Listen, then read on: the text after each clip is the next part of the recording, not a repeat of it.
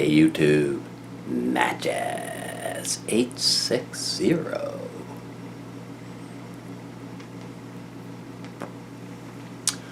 Smoking the 14-inch clay with some Cornell and Deal's 525 Virginia ribbon.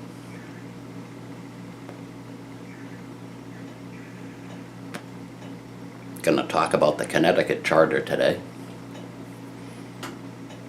Sort of a follow-up to a video I did last spring along the Connecticut River. I did a history ramble. This is sort of a continuation. Back in the early 1600s, when Adrian Block was sailing up and down the Connecticut River,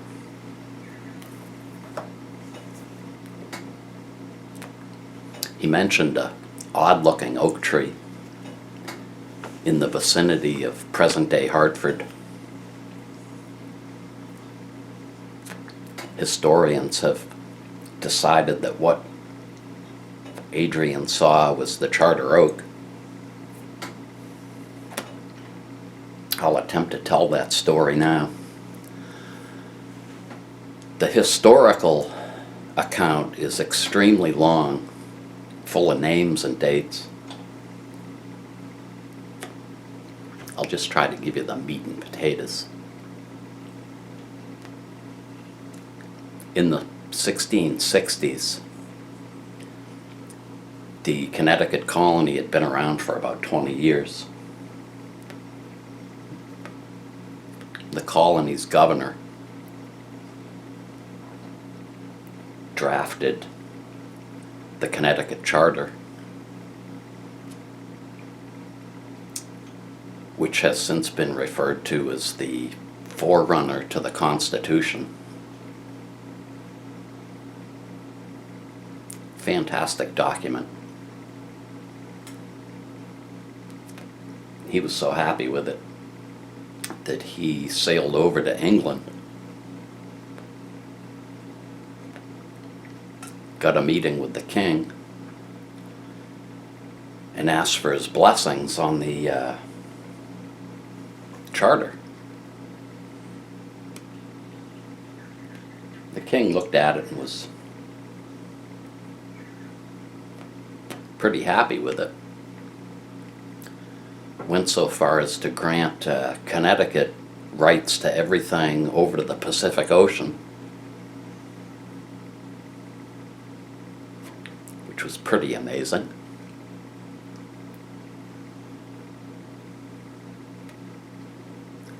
So he came back to Connecticut, and the Connecticut Charter hung in the tavern in Hartford.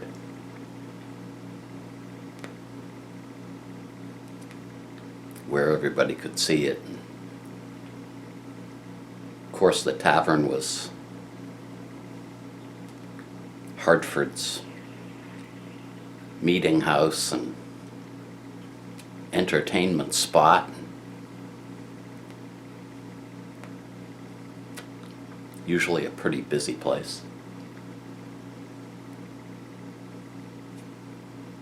So everything was cool till about 1680.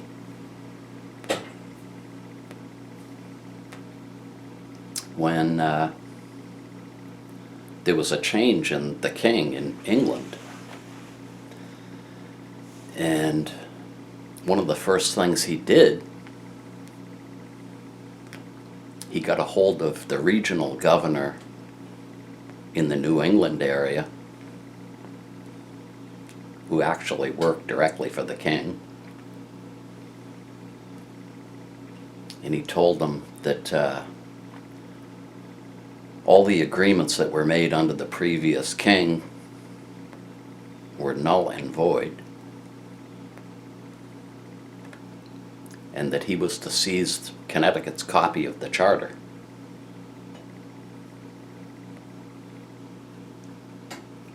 So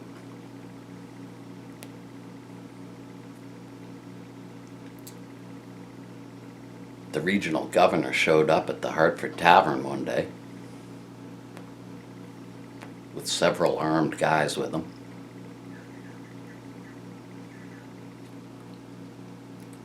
Met with the governor of Hartford. The meeting was several hours long. And he explained the whole thing.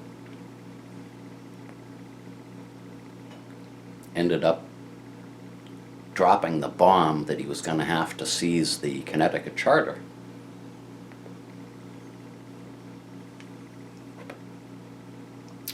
The charter was laying out on one of the tables in the tavern. All of a sudden, all the candles in the tavern went out.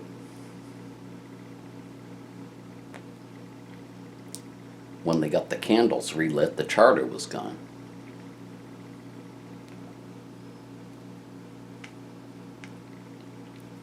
In all the confusion in the darkness, somebody took the charter off the table, passed it out the window to a waiting citizen,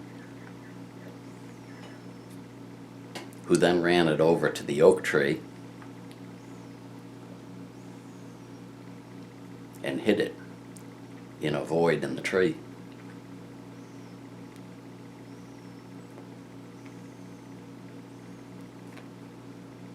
Regional governor probably lost his job. Anyway, the Connecticut charter was never taken back by the English government.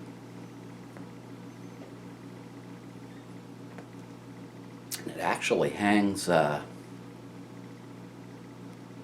somewhere in a building in Hartford to this day.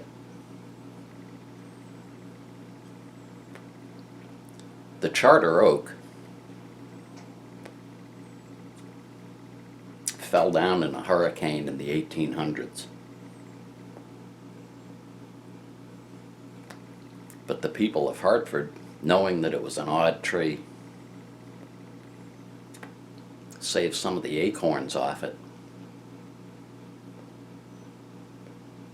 And there's another one growing in Hartford in one of the parks. If you happen to look on the Connecticut Quarter, flip it over and there's a image of the charter oak on the back of it.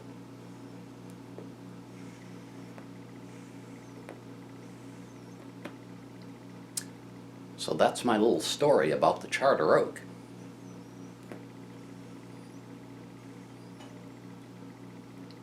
With my 14-inch clay.